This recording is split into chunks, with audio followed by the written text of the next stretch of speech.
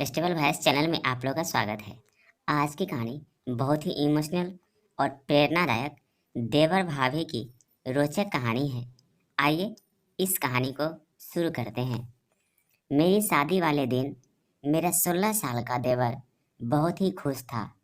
मैंने हमेशा उसे अपना छोटा भाई समझा था और वह भी मुझे भाभी माँ कहकर पुकारता था।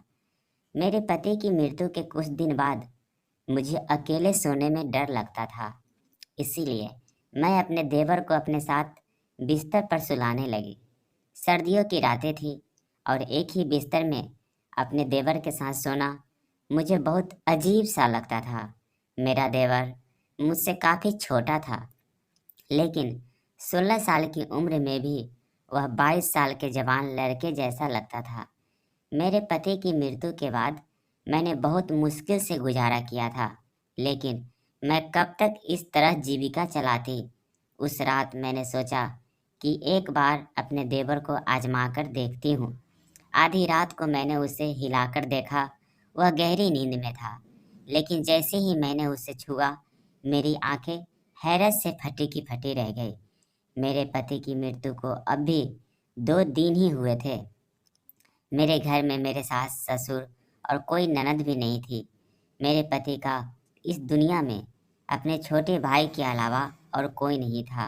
रोशनी की उम्र 16 साल का था। वह मुझसे छोटा था। मैंने उसे कभी छोटे भाई से ज़्यादा कुछ नहीं समझा। जब मेरी शादी हुई थी तब वह मेरी शादी के दिन बहुत खुश था। वह कहता था कि उसे नई माँ मिल गई है। लेकिन मेरी माँ मुझे हमेशा समझाती थी, बेटी तुम्हारा देवर तुम्हारा बेटा नहीं है, इससे दूरी बनाए रखना। थोड़े समय बाद वह बड़ा हो जाएगा, फिर तुम्हें उससे पर्दा करना होगा। इसलिए अभी से उसे आदत डालो कि वह तुम्हारे कमरे में बिना अनुमति ना आए। मैंने कई बार देखा है कि तुम्हारा देवर बिना वजह तुम्हारे कमरे में आता जाता है। बेटी तुम्हें ऐसा नहीं करना चाहिए। तुम एक शादीशुदा लड़की हो। तुम्हें अपने पति और घर वालों की भी परवाह करनी चाहिए। मैं अपनी माँ की बात सुनती तो मुझे लगता कि वह रोशन के बारे में गलत सोचती है, इसीलिए मैं उनकी बातों पर नाराज़ हो जाती थी। लेकिन जब मैं बेसहारा हो गई, मेरे पति इस दुनिया से चले गए, तो मेरी आंखों से आंसू बह रहे थे। मैं सोच भी नहीं सकती थी कि वह मुझे अपने 16 साल के भाई के साथ छोड़कर चले जाएंगे। मेरी ज़िंदगी मुश्किल में पड़ गई थी। रो रो कर मेरा बुरा हाल था। रात के 1 बज गए थे। मेरा देवर रोशन अभी तक घर नहीं आया था। शायद वह अपने भाई के रिश्तेदारों के साथ व्यस्त था। मेरा दिल इस बात से संतुष्ट था कि अगर वह घर नहीं आता तो वह अच्छी बात है, क्योंकि अगर वह घर आ जाता तो मुझे असहज महसूस होता। मुझे बार बार अपनी माँ की बातें याद आ रही थी। तभी इस बड़े घर के दरवाजे पर दस्तक हुई। मेरा दिल उछल कर गले में आ गया। मैंने सोचा पता नहीं कौन होगा, लेकिन बाहर से रोशन की आवाज़ आई, भाभी दरवाज़ा खोलो, मैं हूँ। मैंने डरते डरते दरवाज़ा खोला। आज यह घर मुझे जंगल जैसा लग रहा था। रोशन मुझे एक छोटा सा भेड़िया लग रहा था। पता नहीं क्यों मैं उसके बारे में इतना बुरा सोचने लगी थी। भाभी आपने खाना खाया? उसने मासूमियत से पूछा। उसकी नज़रें झुकी हुई थी और उसके हाथ में एक थैली थी। थैली में चावल थे जो होटल से लाए हुए लग रहे थे। उसने एक प्लेट में चावल डाले और मेरे सामने रख दिए। भाभी मुझे खाना बनाना नहीं आता, मैं आपके लिए बाहर से खाना लाया हूँ, आप खा लीजिए वरना आप भूखी मर जाएंगे। मैं अपने भाई के बाद अपनी माँ को नहीं खोना चाहता। रोशन की आंखों में भी आंसू थे। वह मुझे माँ कह रहा था, लेकिन मेरी माँ की बातें मेरे दिमाग में से नहीं निकल रही थी। भाभी आपको चिंता करने की ज़रूरत नहीं है, मैं आपका सहारा बनूंगा। आप इस घर से कभी मत जाना। वह बहुत भावुक बातें कर रहा था, लेकिन मेरे मन में कोई आशंका घूम रही थी। फिर उसने एक अजीब बात कही, भाभी आप इस कमरे में सो जाइए, दूसरा कमरा तो छत के पास है। मुझे लगता है कि आपको छत वाले कमरे में नहीं रहना चाहिए। अब तो सबको पता है कि हमारे घर में भाई की मृत्यु हो गई है। कोई भी बुरी नीयत से हमारे घर आ सकता है। मैं हैरान थी कि रोशन इतनी छोटी उम्र में ऐसी बातें क्यों कर रहा है। क्या किसी ने उसे कुछ कहा था? लेकिन उसकी बातें मुझे ठीक लगी। मैं उसके कमरे में चली गई। रोशन का कमरा दूसरी तरफ था, जबकि मैं और मेरी पति छत के पास वाले कमरे में रहते थे। मुझे बहुत अजीब लग रहा था। आज पहली बार मैं अपने कमरे के अलावा किसी और के कमरे में आई थी, लेकिन जो कुछ मैंने रोशन के कमरे में देखा उसने मेरी आंखें फटी की फटी रहने पर मजबूर कर दी। कमरे का दरवाज़ा बंद करते ही मेरी नज़र एक ऐसी चीज़ पर पड़ी जिसने मेरे होश उड़ा दिए। वैसे तो वह 16 साल का बच्चा ही लगता था, लेकिन मेरी माँ की बात सही थी। रोशन जो कुछ कह रहा था वह एक बड़ा और समझदार आदमी ही कह सकता था। उसके कमरे में मेरा जेवर देखकर मेरा दिल खटक उठा था। मैंने उसे तालों में छुपा कर रखा था, लेकिन यह सब रोशन के हाथ कैसे लग गया, यह बहुत अजीब बात थी। मैंने सोचा कि सुबह होते ही मैं उससे इस बारे में सवाल करूंगी, लेकिन उस वक्त मुझे बहुत नींद आ रही थी। मैंने दरवाजे को अंदर से अच्छी तरह बंद कर लिया और सोने की तैयारी करने लगी। पता नहीं क्यों मुझे बहुत नींद आ रही थी। हालांकि पिछले 2 दिनों से मुझे नींद नहीं आई थी, लेकिन आज मुझे लग रहा था कि जैसे रोशन के लिए लाए चावल खाने से मेरी आंखों पर नींद छा रही थी। मैंने सोचा कहीं चावल में कुछ तो नहीं मिला, लेकिन मुझे सोचने का मौका ही नहीं मिला। जब मेरी आँख खुली तो सुबह के 10 बजे थे। मैं हैरान थी कि मुझे आज इतनी नींद कैसे आ गई। पिछले 2 दिनों से मुझे बिल्कुल नींद नहीं आई थी, लेकिन आज चावल खाने के बाद मेरी आँखें ऐसी बंद हुई जैसे किसी को शराब पिला दी हो। मैं हैरान थी, ऐसा तो नहीं होना चाहिए था। मेरे मन में बार-बार यही ख्याल आ रहा था कि कहीं रोशन के लाए चावल में कुछ मिलाकर तो नहीं दिया गया। लेकिन रोशन ऐसा क्यों करेगा? मैं आंखें मलते हुए बाहर आई तो देखा कि रोशन किचन में चाय बना रहा था। उसे देखकर मुझे बहुत बुरा लग रहा था। भाभी आप सो गई थी? आपको अच्छी नींद आई ना? उसने मेरी तरफ देखकर कहा। मैंने फीके लहजे में कहा, हाँ आज मुझे बहुत नींद आई। क्यों नहीं आएगी भाभी? मैंने आपके चावल में नींद की गोली मिलाई थी। मैंने अपने दोस्त को बताया था कि मेरी भाभी को नींद नहीं आती। उसने कहा कि खाने में नींद की गोली मिला दो, इससे वह आराम से सो जाएगी। मैं हैरान हो गई कि रोशन इतनी नीच हरकत कैसे कर सकता है। रोशन तुम ऐसा कैसे सोच सकते हो? तुम अपनी भाभी को बेहोश करना चाहते थे? नहीं भाभी, मैं तो चाहता था कि आपको अच्छी नींद आए। आप आज तारो ताज़ा लग रही हो। लेकिन चाय पीजिए। उसने चाय मेरे सामने रख दी। मैं शक में पड़ गई। तुमने इसमें भी कुछ मिलाया तो नहीं? नहीं भाभी, मैंने तो आपको सुकून के लिए गोली मिलाई थी। आप कहे तो मैं यह चाय आपके सामने पी लेता हूँ। चलिए हम आधी आधी पी लेते हैं। उसने गिलास से चाय के घूंट लिए और मुझे दिखाया। मैं उस पर यकीन कर बैठी। मैंने कहा ठीक है, मुझे माफ़ कर दो। मैं तुम्हारे बारे में शक करती हूँ। रोशन का चेहरा देखकर मुझे उसकी मासूमियत पर यकीन हो जाता था। उसके चेहरे पर वाकई बहुत मासूमियत थी। मैंने उस दिन उसे कुछ नहीं कहा। मैं जानना चाहती थी कि वह आगे क्या कहेगा, क्योंकि जो कुछ मैंने उसके कमरे में देखा था उसकी कोई माफ़ी नहीं थी। थोड़ी देर बाद उसने खुद ही बात शुरू की। भाभी मैं आपके जेवर बेचना चाहता हूँ। मेरा एक बहुत ईमानदार अंकल है। वह जेवर बेचकर हमें बहुत पैसे देंगे। हम उन पैसों से एक मकान खरीद लेंगे। इस किराए के मकान में हम कब तक रहेंगे? मकान मालिक परसों किराया लेने आ जाएंगे। हमारे पास तो पैसे भी नहीं हैं। रोशन की बात सुनकर मैं हैरान रह गई। मैंने अभी तक ऐसा सोचा भी नहीं था। वह ऐसा कैसे सोच सकता था? मैंने कहा रोशन, तुम्हें यह ख्याल कैसे आया कि हम नया घर खरीदेंगे?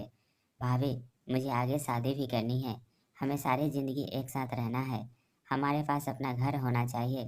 किराए के घर में इंसान सिर्फ जलील होता है। रोशन की बात ठीक थी, इसीलिए मैंने जेवर के बारे में कुछ नहीं कहा। लेकिन मुझे डर था कि अगर जेवर बेचकर पैसे नहीं आए तो क्या होगा। मैं एक बेबसी औरत थी और मेरा देवर 16 साल का था। ऐसे में कोई भी हमें आसानी से धोखा दे सकता था। मैंने सोचा कि इस बारे में मैं अपने मायके वालों से सलाह लूं। मैंने उससे कहा कि मैं जेवर बेचकर घर खरीदना चाहती हूँ, लेकिन उन्होंने कहा घर खरीदने की ज़रूरत नहीं है। तुम अब बेबस हो चुकी हो, तुम्हें हमारे घर आना होगा। मैं उनके घर नहीं जा सकती थी। मैं जानती थी कि मेरे भाई अपनी पत्नियों के गुलाम हैं। वे अपनी बेबस बहन को कभी सहारा नहीं देंगे। ज़िंदगी भर उनके सहारे नहीं रहा जा सकता। यह अच्छा मौका है। मैं अपने जेवर बेचकर घर खरीद सकती थी। मेरे पति ने मेरे लिए बहुत सारा जेवर बनवाया था, लेकिन अपने भाइयों की नीयत देखकर मैंने जेवर बेचने का इरादा कर लिया। मैंने रोशन से कहा, तुम चाहो तो जेवर बेच दो। मैं अपने मायके वालों के रवैया से निराश हो चुकी थी। रोशन ने अपने उस अंकल को जेवर दे दिए। 3 दिन बाद उन्होंने हमें बहुत अच्छी जगह पर की चाबी और कागजात दे दिए। मैं इस पूरे प्रकरण पर हैरान थी। 3 दिन में इतनी जल्दी घर कैसे मिल सकता है? लोगों को घर के लिए इतना काम करना पड़ता है, कागजात, इंतकाम और बहुत कुछ। लेकिन जब रोशन ने कागजात मेरे हाथ में दिए तो मैं हैरान रह गई। वह 16 साल का था, लेकिन उसकी सोच बड़ों जैसी थी। फिर उसने एक अजीब बात कही, भाभी हम घर साफ कर लेंगे, फिर आपसे ज़रूरी बात करनी है। उसकी आंखों में एक अजीब सी बेचैनी थी, जिसे देखकर मैं समझ नहीं पा रही थी कि वह मुझसे क्या कहना चाहता है। उस वक्त मैं जल्दी में थी। हमने घर में सारा सामान रख दिया था। अब हमें खाने पीने की राशन की चिंता थी। मैंने तो कभी नौकरी भी नहीं की थी। फिर रोशन यह क्यों कह रहा था कि उसे मुझसे ज़रूरी बात करनी है? मेरे मन में कई सवाल थे, लेकिन मैं चुप रहना चाहती थी। शाम को मैंने सारा सामान अपनी जगह पर रख दिया। वैसे भी हमारा सामान ज़्यादा नहीं था। मैंने अच्छा खाना बनाया, बिल्कुल वैसा जैसा मैं अपने पति के लिए बनाया करती थी। मैं रोशन का इंतज़ार कर रही थी, क्योंकि वह इस घर का हिस्सा था। मैं नहीं चाहती थी कि वह बाहर जाकर गंदा खाना खाए। मैंने उसके लिए बहुत मेहनत से खाना बनाया था, लेकिन उस दिन वह घर नहीं आया। मुझे बहुत अजीब लगा। उसे इस वक्त घर पर होना चाहिए था। रात के 11 बज गए थे। मेरे पति की मृत्यु से पहले वह शाम 6 बजे तक घर आ जाता था और फिर बाहर नहीं निकलता था। मुझे डर लग रहा था। मैं उसका इंतज़ार करने लगी। रात के 12 बजे उसने दरवाजे पर दस्तक दी। मैंने गुस्से से दरवाज़ा खोला और उस पर बरस पड़ी। कहाँ चले गए थे रोशन? तुम्हें शर्म नहीं आती? मैं तुम्हारी बेबस भाभी तुम्हारा इंतज़ार कर रही थी।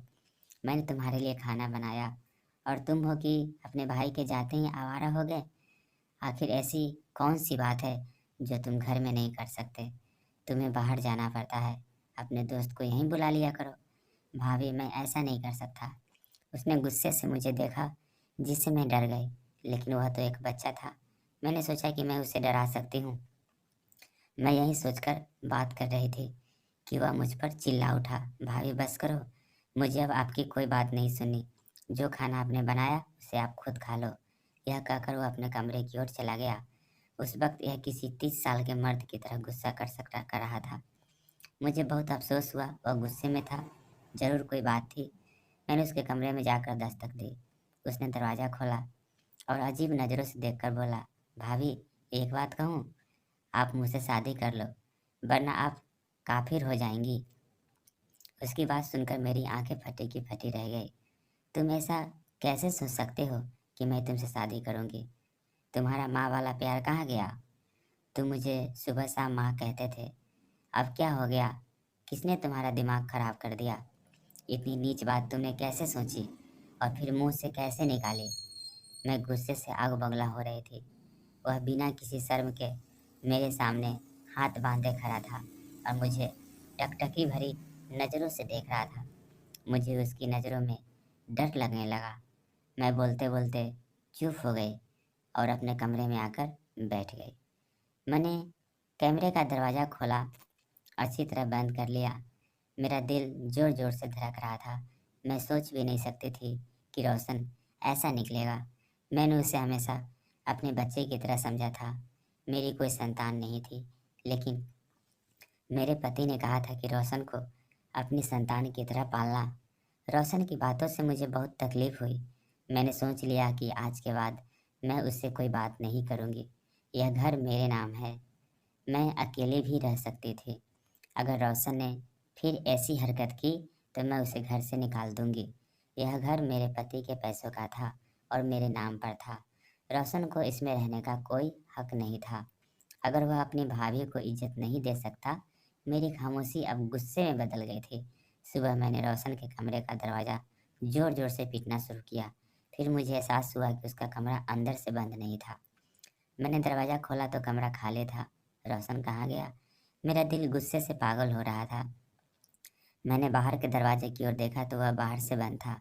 इसका मतलब रोशन मुझे घर में कैद करके चला गया था। मुझे उससे नफरत होने लगी। इतनी छोटी उम्र में ऐसी हरकतें। मैंने अपने मायके जाने का फैसला कर लिया, लेकिन फिर याद आया कि मैं हद्दत में हूँ। इस बार बार घर से निकलना कोई ठीक नहीं है। मैं बेबस होकर बैठ गई। मेरे पति की मृत्यु को 3 महीना हो चुका था। इस 3 महीने में रोशन कितना बदल गया था। मैं सोच रही थी कि अगर भगवान ने मुझे संतान दी होती तो मैं रोशन के सहारे ना होती। मैं अपने संतान के सहारे जी लेती। लेकिन अब मैं उसे क्या कहूँ? मेरा तो उससे कोई रिश्ता भी तो नहीं था। जिस शख्स की वजह से रिश्ता था वह इस दुनिया से चला गया। मैंने सोच लिया कि रोशन आएगा तो मैं उससे साफ-साफ कहूँगी कि वह इस घर में नहीं रह सकता। शाम को अभी रात शुरू भी नहीं हुई थी कि मेरे घर के दरवाजे पर ज़ोर-ज़ोर से दस्तक होने लगी। मैंने सोचा कि शायद रोशन होगा, लेकिन जब मैंने दरवाज़ा खोला तो सामने 3-4 आदमी खड़े थे। वे गुस्से में लग रहे थे। उनके चेहरों पर दाढ़ियाँ थी, जैसे वे धर्म के ठेकेदार हो। उन्होंने कहा, बीवी, तुम यहाँ अकेले रहती हो? मैंने कहा, हाँ, मैं अकेली रहती हूँ। वे बोले, झूठ बोल रही हो, तुम्हारा देवर भी तुम्हारे साथ रहता है, वह अब भी घर में ही होगा।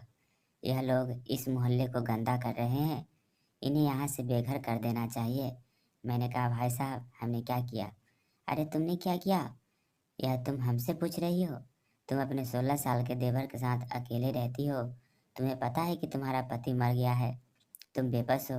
अपने माँ बाप के घर जाओ, यहाँ शराफत से रहो। हमारे यहाँ भी बहनें बेटियाँ रहती है। ऐसे लोगों को हम बर्दाश्त नहीं करेंगे। मुझे उन पर बहुत गुस्सा आया, लेकिन मैं उनसे उलझना नहीं चाहती थी। मैंने उनके मुंह पर दरवाज़ा बंद कर दिया। मेरी आंखों से आंसू बहने लगे। यह सब रोशन का किया धरा था। मैंने अपना सामान बांधना शुरू कर दिया। यहाँ रहना मेरे लिए मुश्किल हो गया था। मैं जानती थी कि रोशन ने ही मेरे बारे में ऐसी बातें फैलाई होगी कि मैं बहुत गुनहगार औरत हूँ। सच कहते हैं, यह दुनिया अकेली औरत को खा जाती है। भगवान सबकी इज्जत की हिफाजत करे। कैसे लगी यह देवर भाभी की इमोशनल कहानी? कमेंट करके ज़रूर बताएं। और आप ही चैनल पर नए हैं तो कृपया इसे लाइक, शेयर और सब्सक्राइब करना ना भूलें। Thank you.